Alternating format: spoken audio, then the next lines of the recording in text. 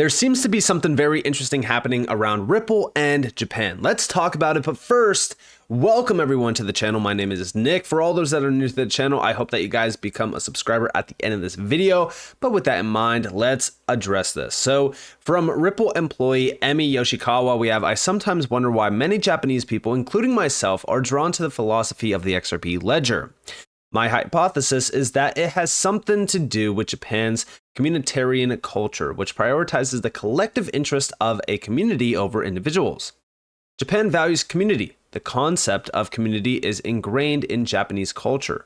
You'll often see people taking their jobs very seriously, even jobs seemingly menial.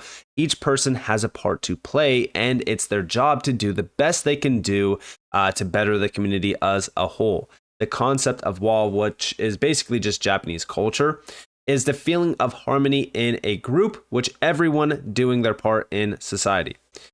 And we have, I think that the way the XRP ledger is built for the community by the community resonates well with the Japanese. Its consensus algorithm proof of association also embodies the communitarian philosophy, which goes against the individualism philosophy. Now, what do I find very interesting about this? Well, as we really look at Japan, outside of this post, which is just really kind of addressing how it resonates with Japanese people and Japan itself, the XRP ledger, XRP, and Ripple are fully loved and embraced by Japan.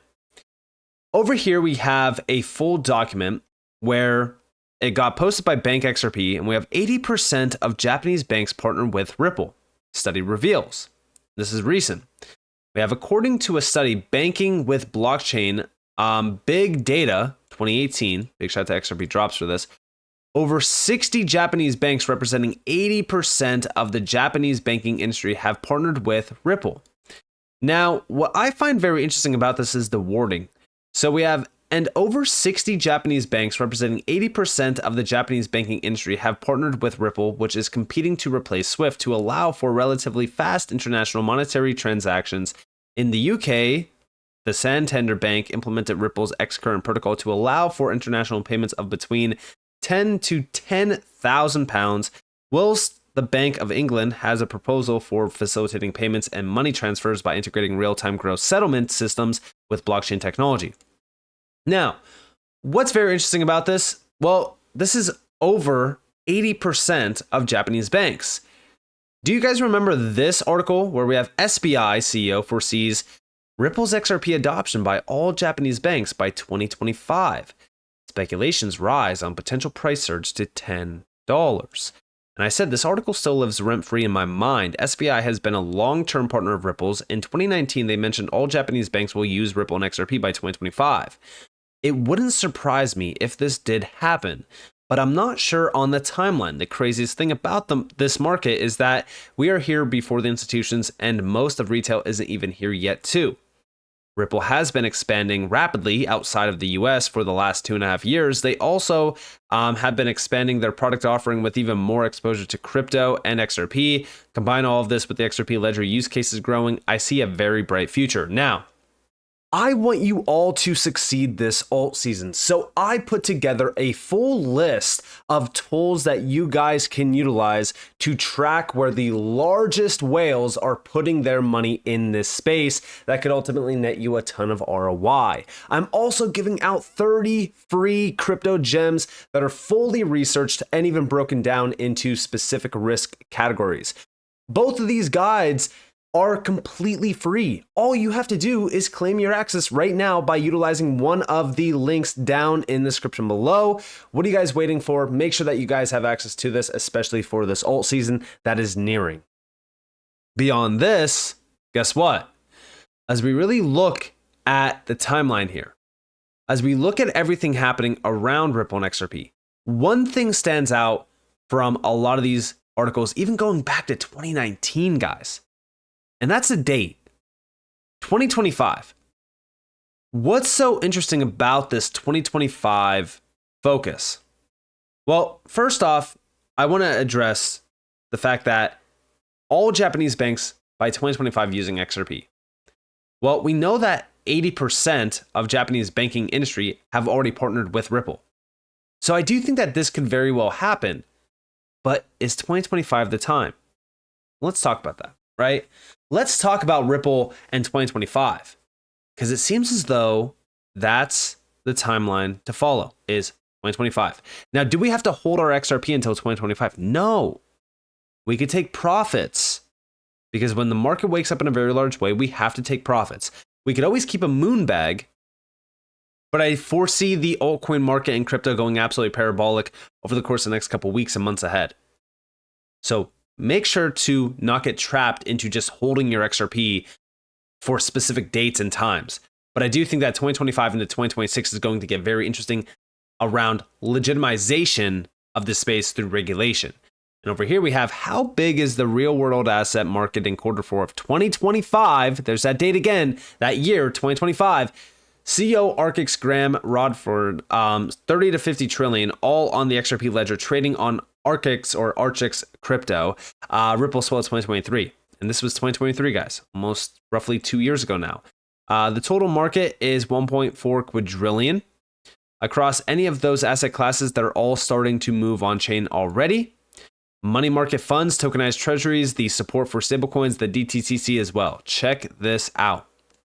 No, well, I'm probably a bit more bullish, but I have been for 6 years and slightly behind my original projections. But the total market is 1.4 quadrillion, everything that's ever out there. And if you start looking across any of those asset classes, they're all starting to move on chain already. And the ease with which we've seen people interested in the money market fund, tokenized treasuries, and those types of instruments, the support for stablecoins, when you're talking about replacing cash, when I see DTCC, Euroclear, Clearstream, it only takes one of them to flip onto natively digital, and that's trillions of assets on its own that move. So, tens of trillions, I think we could see. And bearing in mind it's 1.4 quadrillion, this is still a tiny slice of a huge market. 30 to 50 trillion, all on XRP, all trading on Artex. Here we go, $50 trillion. 2 years from now, Ripple, Twitter will replay the session. So you guys have it. Again, although it might seem extremely bullish, because we're talking about 30 to 50 trillion all on the XRPL by Q4 of 2025. I also say address this with caution, because we don't know the specifics of this. We don't know if it's going to happen. The same exact way that we don't know if all Japanese banks by 2025 will be using XRP. But the date is what's really throwing me for a loop here, because even more recently, Brad Garlinghouse said that he expects spot XRP ETFs in 2025.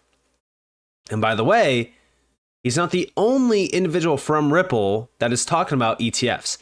Monica Long, the president of Ripple, is now saying that she believes that an XRP ETF will be next. I do think that it makes a lot of sense. In the US, XRP and Bitcoin are the only two crypto assets with any kind of clarity. Through the judge's ruling in our SEC case last year, she said XRP in and of itself is not a security. It's been a top 10 by market cap. Check it out. ETFs are going to create that opportunity for more differentiation and more telling the story, or peek behind the curtain of what is happening in this world of crypto, between Ethereum and Bitcoin and XRP Ledger and others. What's the differentiation? And I guess the natural next question is, do you think an XRP ETF will be next? I do. I think that makes a lot of sense. One, in the US, XRP and Bitcoin are the only two crypto assets with any kind of clarity. Through the judge's ruling in our SEC case last year, she said XRP in and of itself is not a security. So it's kind of a special asset in the US market in that way. It's also, it's been a top 10 by market cap. Maybe. So there you guys have it. Again, this is really reinforcing the fact that, an XRP ETF will be next, right? And we have from CEO Brad Garlinghouse 2025. 2025, we have Q4 2025, Japanese banks by 2025. But then what about ISO 2022? Well, in November of 2025, SWIFT will decommission MT, and the payments industry will officially leverage a globally shared language that provides valuable enhanced data. What about MiCA? Well, MiCA comes into effect June of 2023. That's when it got entered into force. the full move here. I think June actually of this year. Yeah, June 2024. Entry into application Title 3 as well as 4. And then by December of 2024, this year, at the end of this year, we start to really see everything be fully implemented. And by 2025, this will be fully live. Again, this is regulation of crypto. This is a major move. This will accelerate the move on regulations around the world. And it all starts in the EU. Guess what? By the end of this year, into 2025. Now, I also put out a post, and this goes back to July of last year. In my opinion, the Ripple versus SEC lawsuit has been planned since day one. October 2020, Brad Garlinghouse, we're asking for a level playing field, calling for a single national regulatory framework. February of 2023, FSB, IMF, and the BIS working on a global regulatory framework for crypto with the G20, soon to be released July and September of last year. December 2022, Ripple has the opportunity to comment on the international regulation of crypto asset activities with who? Oh yeah, that's right, the FSB. Meanwhile, they are still in a lawsuit and XRP is a security, right? Laugh aloud, sure. In the Ripple response, we see that, quote, yet again, level playing field. A global regulatory framework will create a harmonized approach to crypto and ensure that we don't cause more fragmentation in terms of regulations. The lawsuit against Ripple and XRP was intended to streamline crypto regulations. It also slowed the technology down for the infrastructure and standards to be put in place. And yes, this FSB, IMF, and the BIS papers are set for global crypto regulatory frameworks, and this is to be implemented by the end of 2025. And this is all by the G20. So as we really think about this, right? It seems as though everything is aligning for 2025 to be the year of regulatory movements, utilization, and legitimization. Now, again, like I said, we need to make sure that we are prepared to take profits and cut specific percentages out of a lot of these bags, but we want to also keep a percentage of a lot of these projects like XRP for the inevitable future, which is we know crypto is going to be regulated. We know that crypto is going to be utilized at massive scale. We need to make sure that we are allocating a percentage. But this is not the only thing aligning for 2025. Russian CBDC by 2025. What's happening with the digital ruble? 2025 to 2027 might still seem far away, but the Central Bank of Russia is preparing its CBDC for mass adoption by then. And this was back in July of 2023. Then we just got more recently, March of this year, Swift to launch CBDC platform in 2025 to 2026. Brazil prepares to launch digital currency by early 2025. The ECB executive pens November 2025 rollout for digital euro CBDC. This is all happening around 2025. November 2025 is also aligning with ISO 22 migration. As we think about this, right, it seems as though a lot is penned for 2025. Now, like I said, with Ripple and XRP, I do think that these two are just primed. I think that they're extremely primed, just like Monica Long is saying over here, right? XRP is, and of itself, not a security. XRP and Bitcoin are the only two that have any kind of clarity. At a time where we're inching closer and closer to MiCA being fully implemented, which will set ablaze the regulatory movement globally, the US, the UK, they will all line up because the EU starts it. Every single time, the EU has been first. And from there, the stage is set.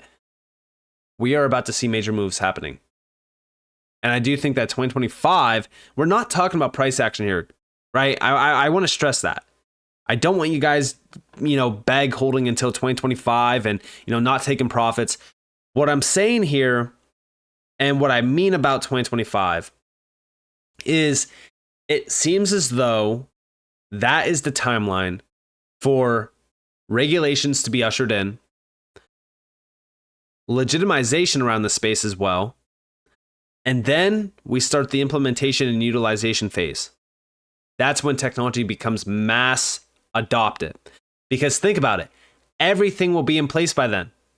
We will have all these CBDC platforms. We'll have ISO 222 in effect. We'll have regulations in effect. Like, this is all aligning perfectly. And the timeline, it seems as though 2025 into 2026 is the major time to focus on around fundamentals, not price, fundamentals. That will lead to price action around utility as well.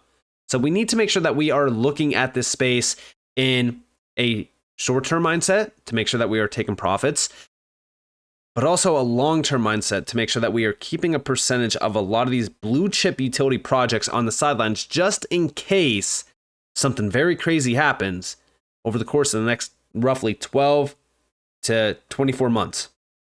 So with that being said, I hope that you guys enjoyed this video.